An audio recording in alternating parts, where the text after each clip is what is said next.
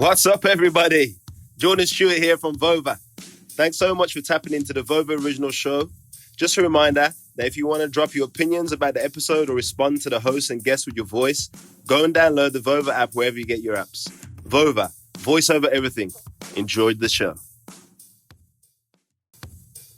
Vover. What is up, everyone? Welcome to this week's Vover Charting It Up podcast powered by SlabStox. My name is Aaron, one of your hosts for today, taking over the basketball section, and we are talking about Devonte Graham. So you all know Nate, who covers baseball for us here on the SlabStox Charting It Up podcast.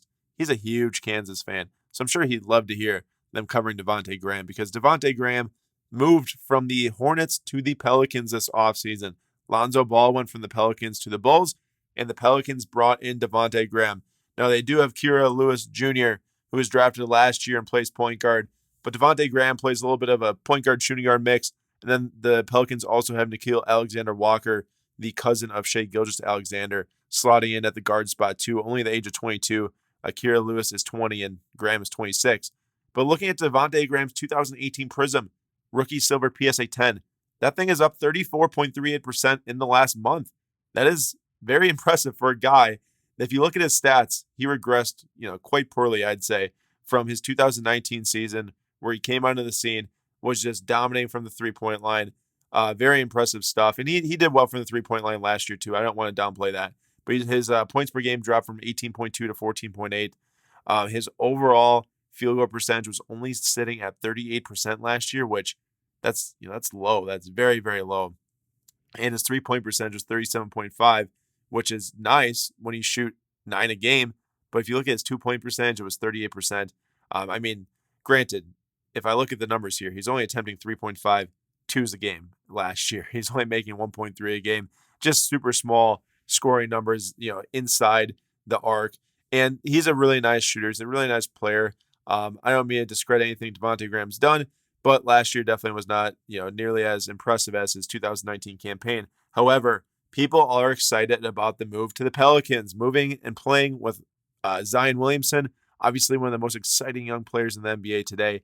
Card market of his is on fire always, and people are excited about the prospect. I'll tell you what, something that really gets people intrigued and excited is the NBA free agency and moving teams, and clearly people are excited about Devonte Graham moving to the Pelicans, playing with Zion Williamson, and they are, paying more for his cards because of it.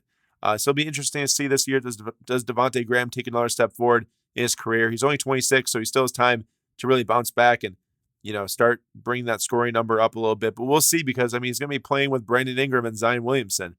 Those guys were not on the Hornets. And so I wouldn't even be surprised now to see how his scoring changes this year. Maybe his assist number goes up, but we'll see. It'll be interesting to track this year. But Devonte Graham is our basketball player of the week, and he's trending up. So we'll see how it goes this year, and I do appreciate you all listening to this basketball charting up powered by SlabStox. Welcome, everyone, to your Charting It Up baseball segment. I'm your host, Nate, and today we are talking about the fact that while hype is great, production is better. If there's anything I've learned in the last couple of years is that hype can only get you so far. Eventually, you need to produce on that hype to be a viable investment. And we're going to look at a guy today who is the epitome of that. And that is Jasson Dominguez, Yankees outfield prospect. And we're talking about his Bowman Chrome Mega Box or Mojo PSA 9. So you're looking at this graph, and we're on a 1-year graph here. And we are under $80 at the start of this graph.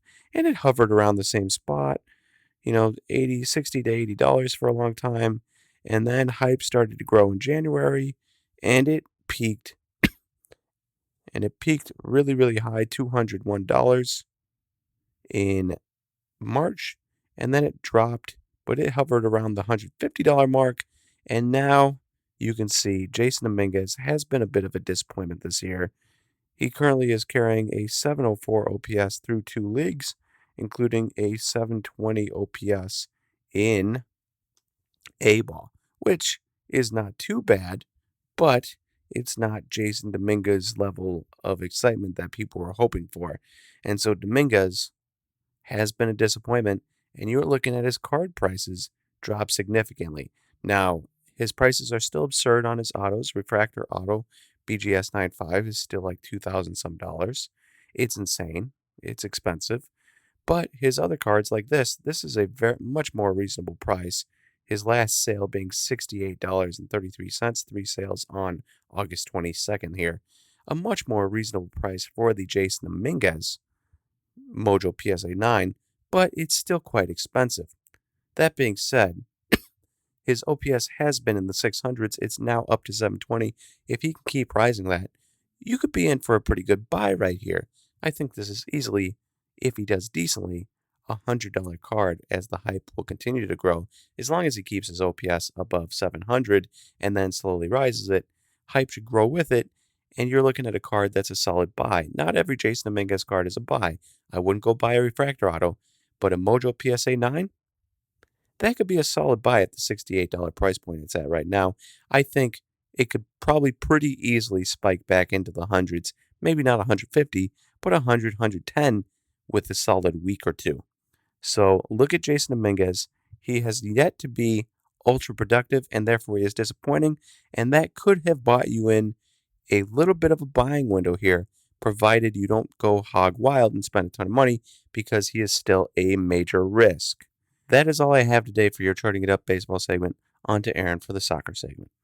What is up, everyone? It's Aaron back here with a Charting It Up soccer podcast, powered by SlabStox here on the Vover audio channel. Today we are talking about Vinicius Jr. and his 2018 Donruss rookie base PSA 10. Over the last month, this card has trended 58.62% positive in the ROI department, going from $58 from a month ago up to $92 with the recent sale. Looking at SlabStox Pro, pro.slabstox.com to get 100% free data. Create your account today. And man, he was really good, really stinking good last weekend. He had 2 goals in the last 20 some minutes of the game.